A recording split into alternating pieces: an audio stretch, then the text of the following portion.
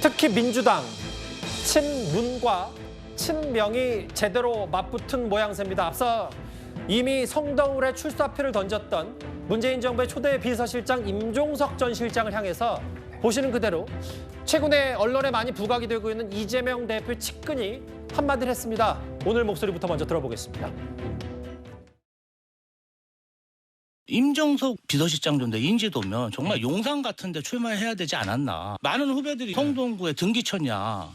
그렇게 항의하시는 분도 계세요. 그래서 그런 비판에 대해서 자유로워지려면 사실 그 정도 인지도, 그 정도 정치적 자산이면 이거 개인적인 생각입니다. 정말 윤석열 정권의 중심에서 한번 맞붙어야 된다. 저 그렇게 생각하고 있습니다.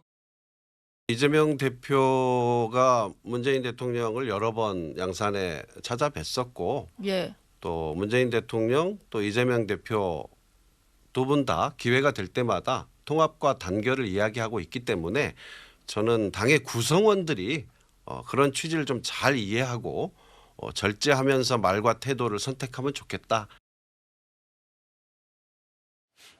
김지호 대표 정무조정부실장, 사실 최근에 몇 가지 정보들만 제가 미리 말씀드리면 이 대표의 부산대병원에서 서울대병원 전원 과정에서 특혜 없었다라고, 그러면 뭐 불법 있으면 조사라고 강력히 외쳤던 그 김지호 실장, 최근에 안철수 의원 지역군과의 도전장을 내민 이 김 실장이 임종석 전 실장 정도면 용산 가라, 성동구에 등기 쳤냐고 항의하는 분도 계신다. 그 이현정 의원님, 뭐 아직은 생경한 인물일 수 있되 이재명 대표 측근이 저 정도 얘기할 정도면 친명에서 친문 공격하는 민주당 내부 기류를 좀 어느 정도 읽을 수 있는 겁니까?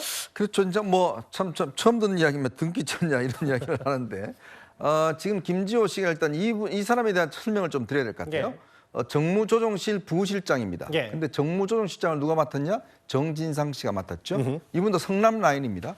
자, 그러면 이 이재명 대표의 최측근 그룹이라고 해도 과언이 아닐 겁니다. 자, 그런데 이분이 갑자기 이런 이야기를 한다는 것 자체가 좀 뜬금없다는 생각이 들 생각도 드는데, 문제는 그만큼 또 이 이재명 대표의 최측근이 이런 이야기를 공공연하게 한다는 것 자체는 굉장히 무게가 실린 거고, 그 무게라는 거는 결국 이재명 대표의 뜻이 아닌가라는 이제 생각을 할 수가 있는 거예요. 제가 취재한 바에 따르면 이재명 대표가 그동안 이 문재인 전 대통령과 몇 차례 회동을 했지 않습니까? 아까 임종석 실장 이야기했지만 통합을 이야기했다고 그러는데 아마 이제 문재인 전 대통령이 이재명 대표에게 임종석 실장의 공천 문제, 이런 문제에 대한 몇 차례 이야기를 한 것으로 알고 있습니다. 그때마다 이재명 대표는 아무런 언급을 하지 않았다는 이야기가 있어요. 그 이야기는 뭐냐면 결국 임종석 전 실장이 만약에 국회로 들어오게 될 경우에 친문의 어떤 중심 인물이 될 수 있지 않습니까? 그러면 예를 들어서 지금 이재명 대표 생각은 당을 다 친명으로 만들고 싶은데 친명의 중심 인물이 예를 들어 들어온다. 뭐 예를 들어서 임종석, 김경수 전 이 지사 같은 경우는 지금 이제 영국에 공부하러 가 있지만, 대신 만약 임종석 전 실장이 들어오면 여기 중심으로 뭉칠 수가 있는 거거든요. 임종석 전 실장 맡은격이기도 하니까 지금 친문에. 그렇죠. 뭐 일단 나이는 그렇지만 이제 맡은격으로 해서 윤건영, 고민정, 뭐 윤영찬 등등 해서 친문들이 결집할 수 있는 중심 세력이 될 수가 있는 거거든요. 과연 그걸 이재명 대표가 놔두겠습니까? 제가 볼 때는 아마 공천 쉽지 않을 겁니다. 벌써 이런 이야기가 튀어나온다는 거는 뭐 거의 용산 가라는 거 아니겠습니까? 용산 가서 붙어보라는 거 아니겠어요? 이제 그런 이야기가 나오는 거 보면, 왜냐, 이 지역이 또 전략 공천 지역으로 지정이 됐어요. 왜냐, 홍익표 원내대표가 지금 서초로 가문에 인해서 이 지역은 그냥 전략 공천 지역입니다. 그랬을 경우에 임종석 실장한테 줄 수 있다?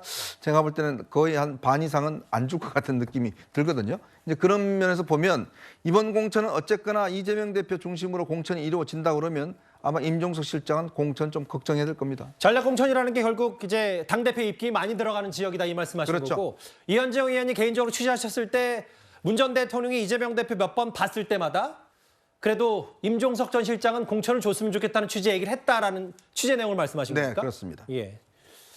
박원석 의원님, 이런 것 같아요. 왜냐하면 전략 공천 지역이다, 저 임종석 전 실장 도전장을 내민 곳이 저곳이. 근데 이제 이게 이재명 대표가 피습 당시 바로 그 이후의 직후 일정이 바로 문 전 대통령 예방이었는데, 그 이후에 뭐 어떤 이유인지 저도 내막은 잘 모르겠습니다만 이재명 대표가 양산 평산마을 가는 일정이 아직 확정이 안 됐거든요. 이런 게 지금 친문과 친명 간의 공천 갈등과도 관련이 있다고 받아들이세요? 뭐 해석을 하자면 다 관련지어서 해석이 가능할 것 같은데요. 신년 인사차 예정했던 방문인데 피습 사건이 일어나면서 자연스럽게 밀린 게 아닌가 싶고요. 그러나 뭐 한번 문 대통령과 이재명 대표의 만남이 있지 않겠습니까? 그렇게 예상을 하고 지금 이제 공천 관련해서 지금 눈에 보이지 않는 혹은 눈에 보이는 이른바 당의 신구 주류 간에 힘겨루기가 있는 것만은 분명해 보이고요. 그 상징이 아마 임종석 전 실장이 된 게 아닌가 싶습니다. 근데 저 지역구를 따져보면 원래 임종석 그 전 실장이 국회의원 시절에 저기서 이제 최초로 국회의원이 됐던 그 지역이에요. 근데 19대 총선 당시에 셀프 공천 논란이 있어가지고 본인이 이제 공천을 반납하고 홍익표 의원한테 그 지역구를 물려줬던 그런 지역구입니다. 거기를 다시 가는 것에 대해서 당내의 비판이 한편으로 있는 것 같고요. 그보다 더 심각하게 제기되는 건 지난 정부의 이제 국정 실패의 책임이 일정하게 있는데 그 국정 실패의 책임이 있는 비서실장들이 너나 할 거 없이 옛 지역구를 찾아서 출마하는 게 맞느냐. 게다가 지난 정부의 국정 실패의 결과 윤석열 검찰총장이 결국엔 대통령이 됐는데 그에 대한 이제 정치적 책임을 고려했을 때 안 된다. 뭐 이런 목소리가 있는데 저는 사실 그 얘기를 추미애 전 법무부 장관이 앞장서서 하는 건 좀 이해가 안 돼요. 어떻게 보면 윤석열 정권 탄생에 몇 대 공신 중에 하나로 국민의힘 쪽에서 공인하는 분 중에 하나지 않습니까? 근데 그런 분이 뭐 임종석 실장을 겨냥해서 다른 이유도 아니고 윤 정권 탄생에 책임이 있다. 그러니 당신들은 안 된다라는 건 약간 적반하장격으로 보일 수도 있겠다 이런 생각입니다.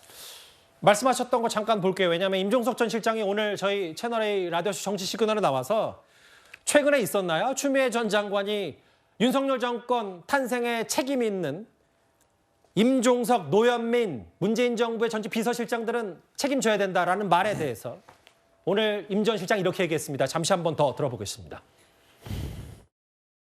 추미애 전 장관께서 노무현 대통령까지 언급하면서 이야기하시는 거는 노무현 탄핵 당시가 사진처럼 남아있는 저한테는 너무 초현실적으로 들립니다. 핵심 요지는 들어보면 왜 윤석열 검사 같은 사람을 발탁했느냐.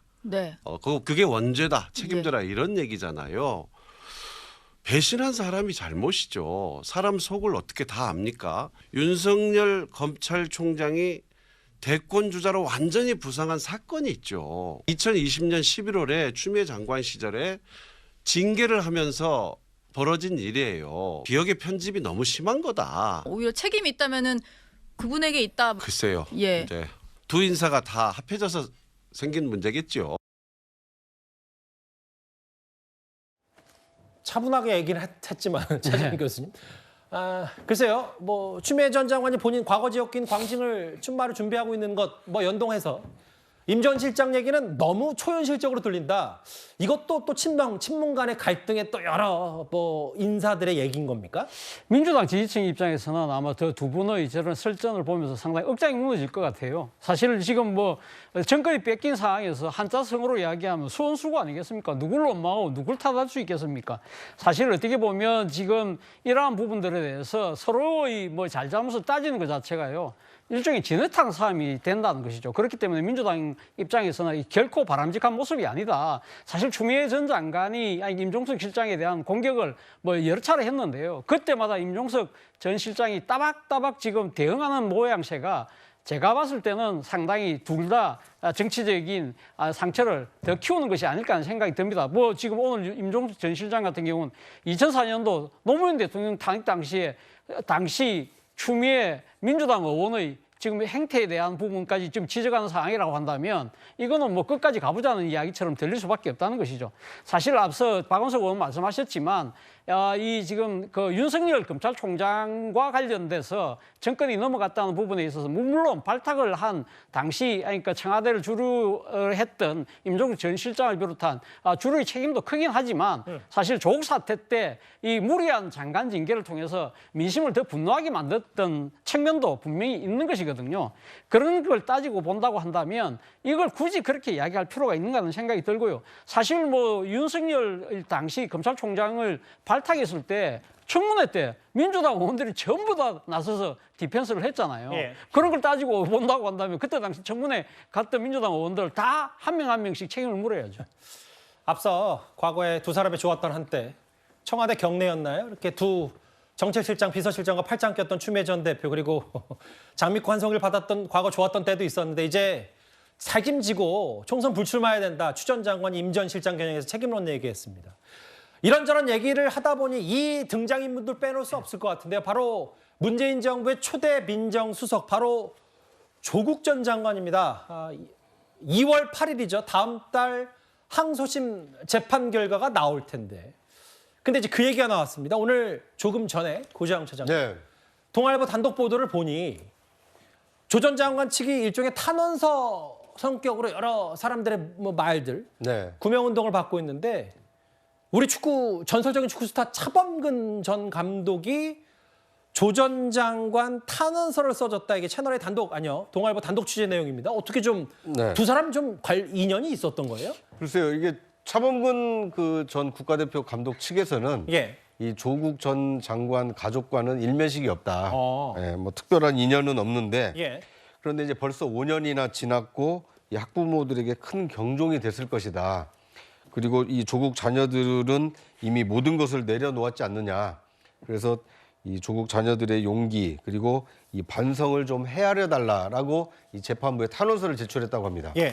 뭐 특히 이제 조국 지지라든지 이 정치적 상황 그 성향과는 상관없이 말 그대로 조국 전 장관 일가족의 좀 안타까운 사연을 좀 헤아려 줬으면 좋겠다. 이렇게 재판부에게 이런 유명인이 탄원서를 내게 되면 이 최종 판결을 하기 전에 좀 가만히 될 수 있거든요. 예. 그러니까 당사자들이 항변하는 것보다는 주변에서 봤을 때 5년이 지났고 또 그 두 자녀는 이미 많은 것을 잃었으니 예. 학위도 잃고 의사 자격증도 잃었으니 이 차범근이라는 이 국민의 한 사람으로 봤을 때 이미 그 다른 학부모들에게 큰 경종이 됐으니까 좀 선처를 좀 부탁한다. 이런 탄원서를 보낸 것으로 보여집니다. 그러니까 지지나 정치 성향과는 무관하고 본인의 정치 성향, 이념적 지향성 이런 건 상관없이 조 전 장관 저 정도면은 벌 좀 달게 받은 단죄를 받은 편 아니냐라고 해서 항소심 탄원서를 제출한. 근데 그 인물 가운데 우리나라 전설적인 축구스타 차범근 전 감독의 이름이 있기 때문에 저희가 아마 이것 관련해서도 좀 여러 가지 그 회자가 되는 말들이 있을 텐데 오늘은 이 조금 전에 들어온 동아일보의 단독 취재 내용만 잠시 언급을 하고요. 아마 조 전 장관 관련해서 얘기가 나오면 저희가 한번 그걸 묶어서 정리해둘 기회가 있을 겁니다. 자, 4위까지 만나봤고 문재인 정부의 초대 비서실장 얘기 그리고 초대 민정수석 얘기까지 묶어서 정리해봤습니다.